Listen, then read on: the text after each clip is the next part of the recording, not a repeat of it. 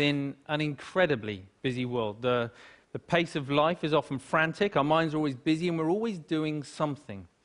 So with that in mind, I'd like you just to take a moment to think, when did you last take any time to do nothing?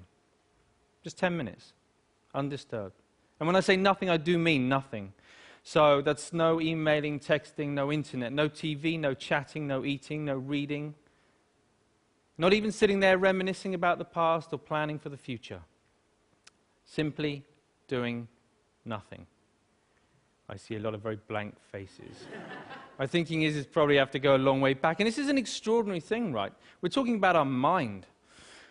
The mind, our most valuable and precious resource through which we experience every single moment of our life. The mind that we rely upon to be happy, content, emotionally stable as individuals, and at the same time to be kind and thoughtful and considerate in our relationships with others.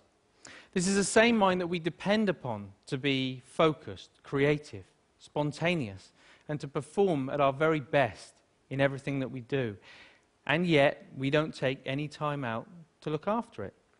In fact, we spend more time looking after our cars, our clothes, and our hair than we... Okay, maybe not our hair, but you see where I'm going. The result, of course, is that we get stressed.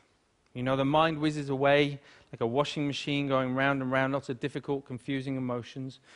And we don't really kind of know how to deal with that. And the sad fact is that we are so distracted that we're no longer present in the world in which we live. We miss out on the things that are most important to us. And the crazy thing is that everybody just assumes, well, that's the way life is, so we just kind of got to get on with it. But that's really not how it has to be. So I was about 11 when I went along to my first meditation class. And trust me, it had all the stereotypes that you can imagine, the sitting cross-legged on the floor, the incense, the herbal tea, the vegetarians, the whole deal. But my mum was going, and I was intrigued, so I went along with her. I'd also seen a few kung fu movies, and secretly I kind of thought I might be able to learn how to fly, but I was very young at the time, you know. Now, as I was there, you know, I guess like a lot of people, I assumed that it was just an aspirin for the mind. You get stressed, you do some meditation. I hadn't really thought that it could be sort of preventative in nature. Until I was about sort of 20, when a number of things happened in my life in quite quick succession. Really serious things, which just flipped my life upside down. And all of a sudden, I was inundated with thoughts, inundated with difficult emotions that I didn't know how to cope with. Every time I sort of pushed one down, another one would just sort of pop back up again. It was a really very stressful time. I guess we all deal with stress in different ways. Some people will bury themselves in work, grateful for the distraction. Others will turn to their friends, their family, looking for support.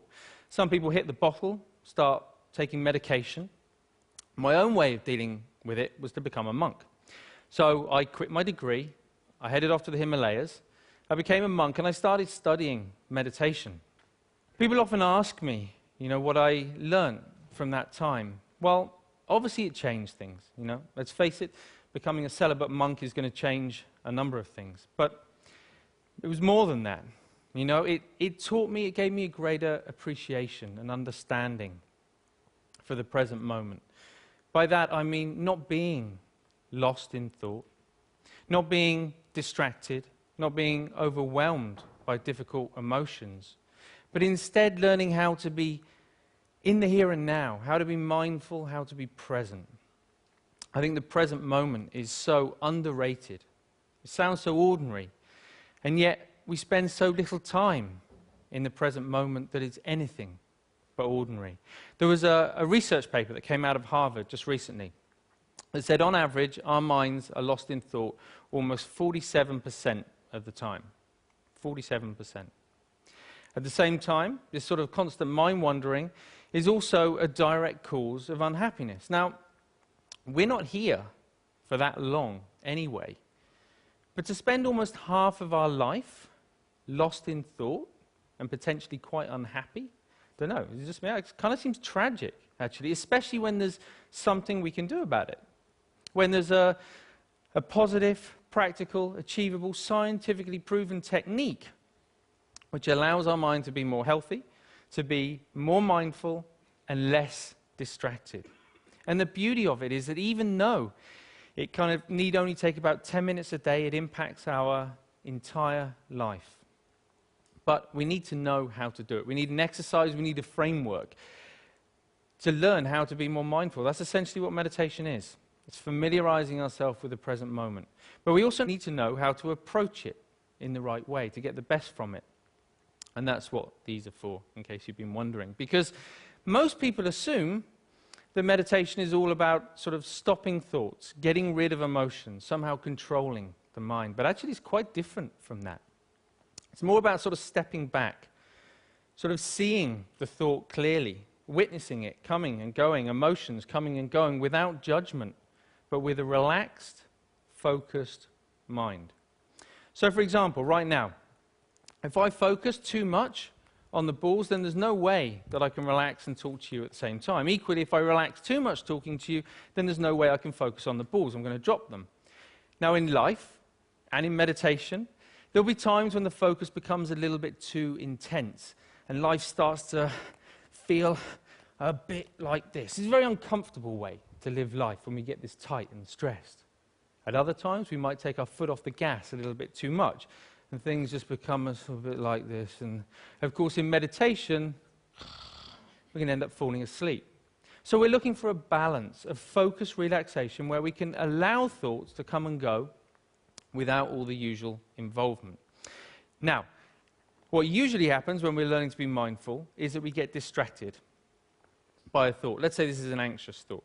So everything's going fine, and then we see the anxious thought, and it's like, oh, didn't realize I was worried about that. You go back to it, repeat it. Oh, I am worried. Oh, I really am worried. Wow, there's so much anxiety. And before we know it, right, we're anxious about feeling anxious. You know, this is crazy. We do this all the time, even on an everyday kind of level. If you think about the last time, I don't know, you had a wobbly tooth. You know it's wobbly, and you know that it hurts.